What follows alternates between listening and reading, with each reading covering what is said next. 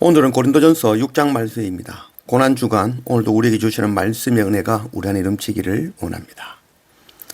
1절 너희 중에 누가 다른 이와 더불어 다툼이 있는데 구태여 불의한 자들 앞에서 고발하고 성도 앞에서 하지 아니하느냐.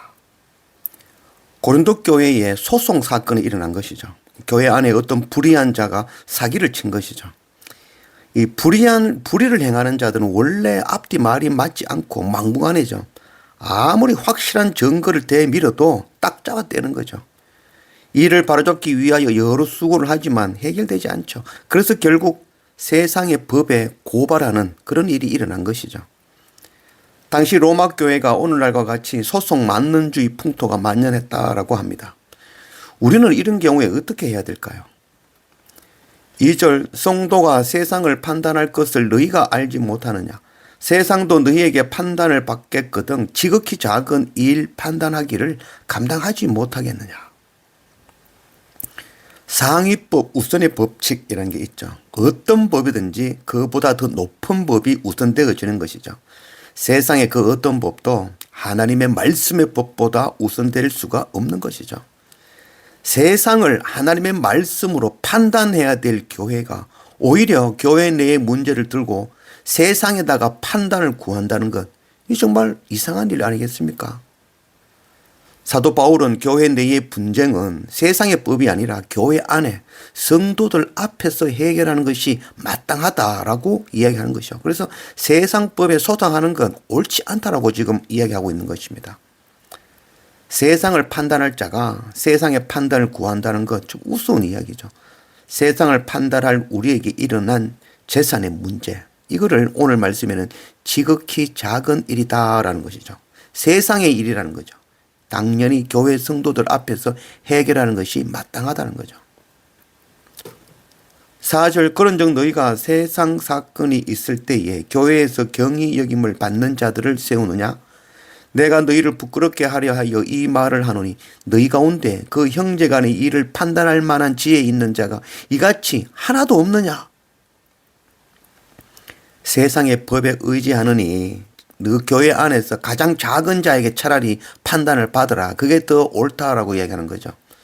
사도 바울은 고린도 교회를 향해서 이런 말을 하는 거죠. 창피한 줄 알아라. 면박 주고 있는 거죠. 어떻게 교회 안에서 이런 일을 판단할 자가 하나도 없단 말이냐. 이게 얼마나 부끄러운 일인가라고 한탄하고 있는 것이죠. 6절 형제와 더불어 고발한 분들을 믿지 아니하는 자들 앞에서 하느냐. 너희가 피차 고발함으로 너희 가운데 이미 뚜렷한 허물이 있나니 차라리 불의를 당하는 것이 낫지 아니하며 차라리 속는 것이 낫지 아니하냐. 사도 바울은 불의한 자의 문제가 아니라 먼저 교회 내에 이런 일이 생겼을 때 판단하고 처리할 그런 지혜 있는 자, 지도자가 없음을 지금 책망하고 있는 것이죠. 그리고 오늘 말씀에 차라리 속는 것이 낫지 않느냐. 너희의 불의를 행하고 속이는구나. 불의한 일을 당하는 자를 오히려 또 책망하고 있는 것이죠. 너무나 명백한 불의지만 이 일로 인하여 하나님의 교회와 하나님의 몸인 공동체가 상처를 입는 것이죠. 소송에서 이기고 지는 것이 문제가 아니라 교회의 그 지극히 작은 일 때문에 세상의 법정에 간다는 것, 그 자체가 바로 불의한 일이 되는 것이죠. 오늘 말씀에는 차라리 손해보고 당하고 사기당하는 것이, 빼앗기는 것이 오히려 하나님의 몸동 교회가 상처받는 것보다 더 의롭다라고 말씀하고 있는 것이죠. 마태복음 5장 40절 또 너를 고발하여 속옷을 가지고자 하는 자에게 겉옷까지도 가지게 하며. 세상은 우리를 속여 속옷을 빼앗고자 하는 것이죠. 세상의 법에 의지하여서 그 속옷 지키려고 하지 말고 차라리 겉옷까지 주는 것, 그것이 바로 하나님 말씀의 법인 것이죠.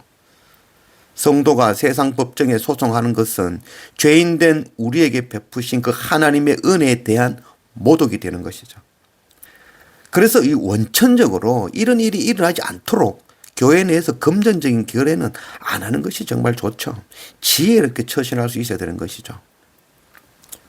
9절 불의한 자가 하나님의 나라를 유업으로 받지 못할 줄을 알지 못하느냐.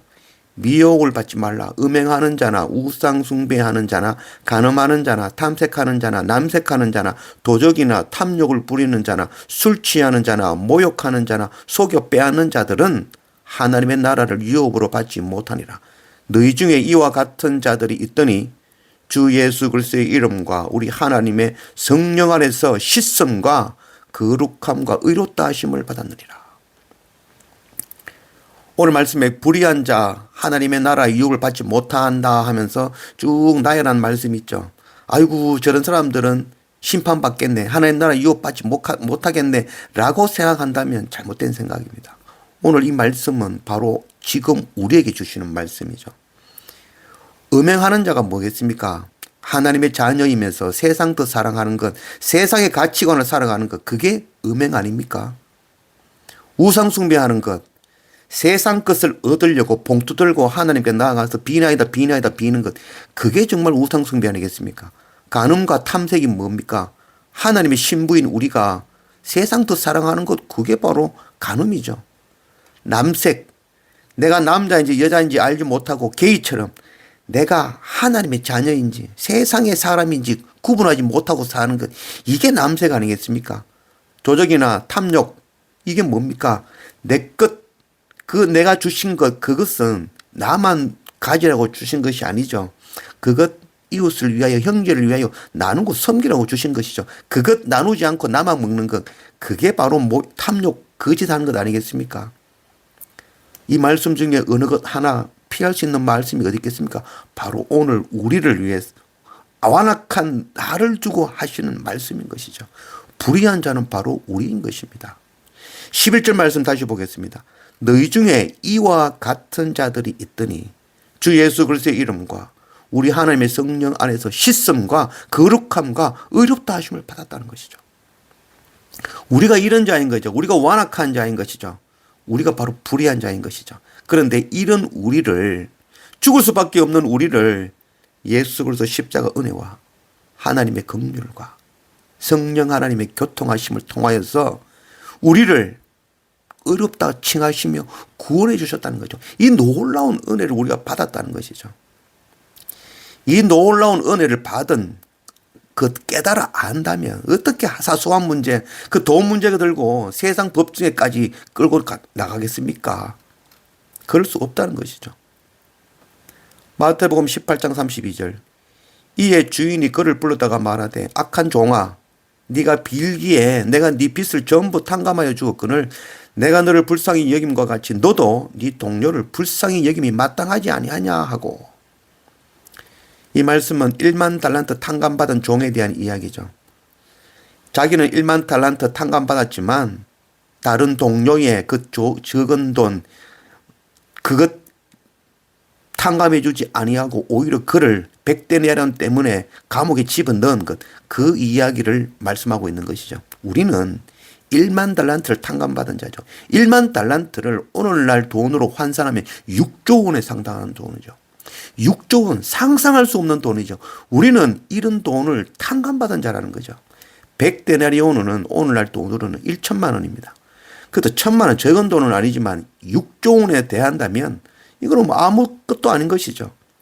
그 1천만 원 빚진 자를 돈 안 갚는다고 옥에 가둔다면, 옥에 가두고 법정에 세운 세상의 법에 맡긴다면 이게 말이 되는 소리냐는 것이죠.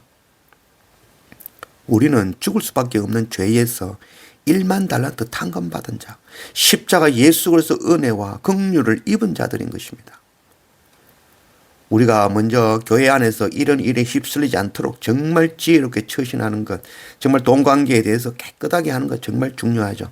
그럼에도 이런 일을 당하게 된다면 내가 주님 앞에서 탕감받은 그 1만 달란트 십자가 은혜를 생각하며 하나님께 맡기는 것입니다. 이것이 성도가 세상을 대하는 방법이며 고난주간을 지내는 우리의 자세인 것입니다. 단순히 돈에 관한 문제뿐만 아니라 우리가 세상을 바라보는 우리의 이런 자세를 가져야 되는 것이죠. 고난주간 십자가 예수 그리스도의 그 크신 은혜 앞에 엎드릴 줄 아는 그런 우리가 되어지기를 원합니다.